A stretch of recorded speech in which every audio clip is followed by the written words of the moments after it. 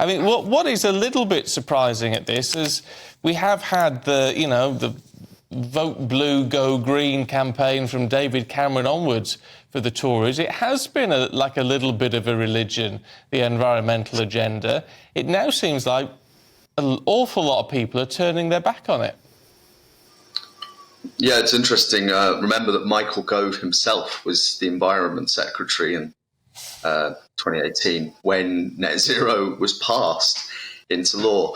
I think it's worth going back a bit and remembering too that net zero came in without even a vote in Parliament. It was unbelievably unscrutinised for such an enormous transformative project. And now people are starting to see what it actually means to do things like, ban new petrol cars from 2030, for landlords to have to upgrade their properties in order to be able to rent them. At the moment, you're now banned from renting a new property unless it hits this category C for an EPC, an environmental performance certificate. And these are the kinds of things that Michael Gove appears to be backtracking on in his latest intervention. I mean, it's not as though he's saying the Tories should just junk net zero. There are definitely Tory MPs who want to do that, but that's not what Michael Gove is saying here. What he is saying is that having arbitrary deadlines that are going to cost a lot for ordinary voters, especially at a time like now when so many people are struggling, is a pretty bad idea. And I think that's something that people probably can get behind.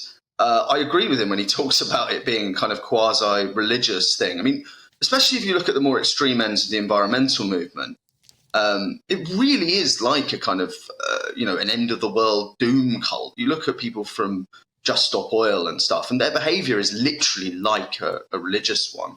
And you shouldn't really, I don't think you should adopt that attitude when you're involved with decisions that cost people a lot of money. It's fine for fringe groups to do that. It's not fine if you're the actual government.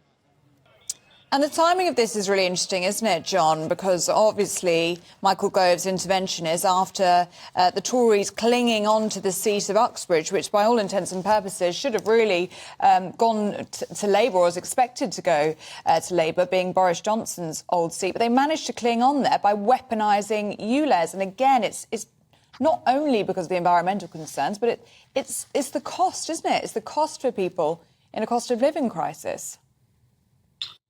Yeah, I mean, I think that ULEZ has been a spectacularly poorly thought out in terms of the expansion. Remember, we're talking about the expansion of ULEZ here. It already exists in, the central areas of London. It's also worth pointing out that ULEZ is not a net zero measure. ULEZ was fought up by Boris Johnson when he was mayor of London. There's a kind of irony here that the Tories won Boris Johnson's old seat by campaigning against a policy that Boris Johnson himself came up with.